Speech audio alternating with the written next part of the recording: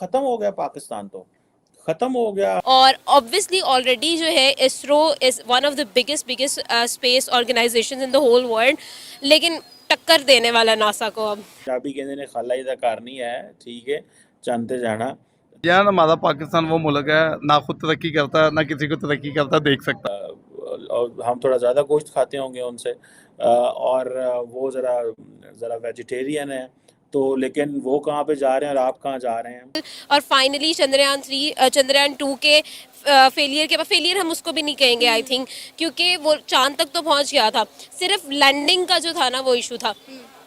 अब सिचुएशन ये है कि वो लोग इतने ज़्यादा खुश थे, मतलब दे कुडंट इवन स्पीक, उनके वर्ड्स ख़त्म हो गए थे। एंड प्राइम मिनिस्टर मोदी भी पेरिस में थे तब, उन्होंने भी ट्वीट किया और उन्होंने कंग्रेचुलेट किया। फाइनली जो है चंद्रयान सक्सेसफुली जो है वो लॉन्च हो चुका है 40 दिन के बाद जो है उसने होपफुली डेफिनेटली उन लोगों ने जितनी 4 साल की स्ट्रगल की है, मेहनत की है ना, तो definitely it is going to be a huge success for India. जब बात करते हैं ना, मतलब लाइक आप मैं या हम में से कोई भी जब बात करते हैं ना इंडिया और पाकिस्तान, तो अब वो सूट नहीं करती बात। India is the 5th largest economy, और अभी मैं पिछले दिनों में पढ़ी थी जिस तरह से वो लोग ग्रो कर रहे हैं, और जिस तरह से अभी एक आर्टिकल जो है वो अमेरिकन एक बैंक की तरफ से स्टेटमेंट सामने आई थी कि 2075 में अमेरिका की इकोनॉमी को वो बीट करने वाला है। तो there was a project by ISRO, मुझे नाम तो आई थिंक गगनयान था, तो उन्होंने उनकी स्टडी करते हुए मुझे पता चला था कि पाकिस्तान की स्पेस ऑर्गेनाइजेशन है।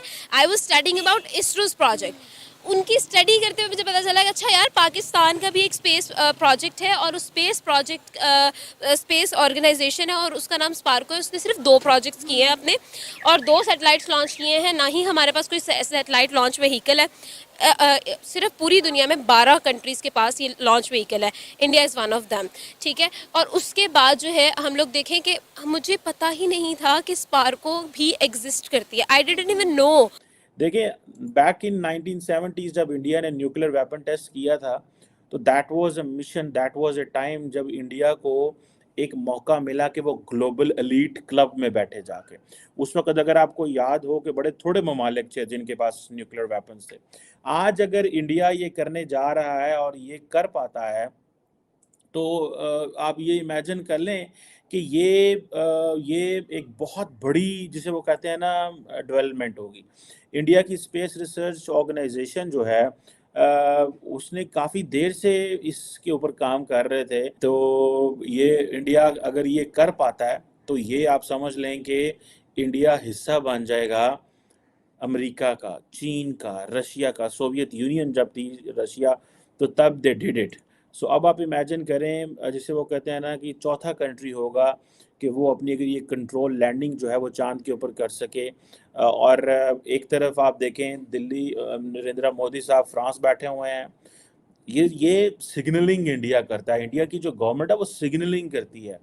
और फॉर एग्जांपल क्या है जी, कि जी वो मोदी साहब किधर हैं, मोदी साहब फ्रांस हैं, गेस्ट ऑफ ऑनर है। अच्छा, अच्छा पिछू क्यों है, पिछू जनाब वो चंद्रयान छाड़ता ना।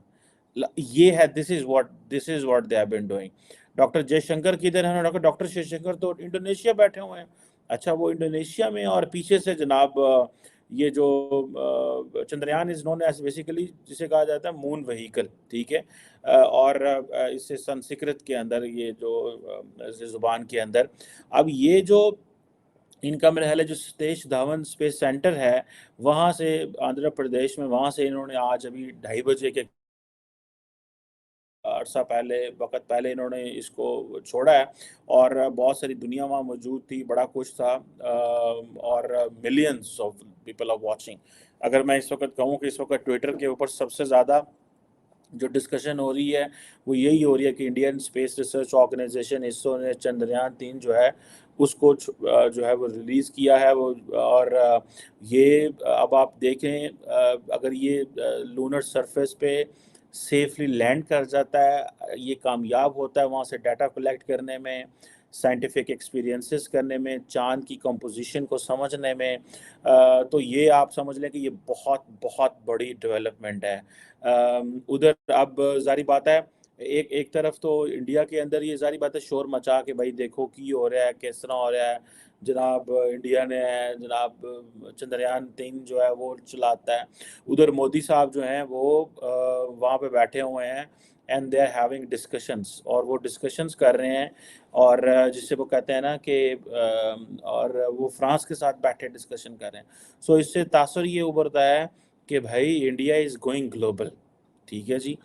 सो मोदी साहब ये जो अब अगर ये चाँद पे पहुँच जाता है फॉर एग्ज़ाम्पल, तो मोदी साहब ने चौंक देना इंडिया ने। उसने कहना है भाई मैंने देखो मैं इंडिया को चाँद पे लेके गया, मेरे वोट तो बनते हैं। देखिए उन्होंने बड़ी स्मार्ट गेम की है मोदी साहब ने। 2019 में जब इनके इलेक्शंस होने वाले थे, तो उनको पता था कि इतनी लंबी चौड़ी मेरी कामयाबियां नहीं है 2019 में, अभी मुझे 5 साल ही तो हैं। तो वो अपनी ट्रेडिशनल रेटरिक में चले गए एंटी पाकिस्तान, और वो जो उस वक्त सर्जिकल स्ट्राइक की और वो उन्होंने बड़ा छक्का मारा। ठीक है।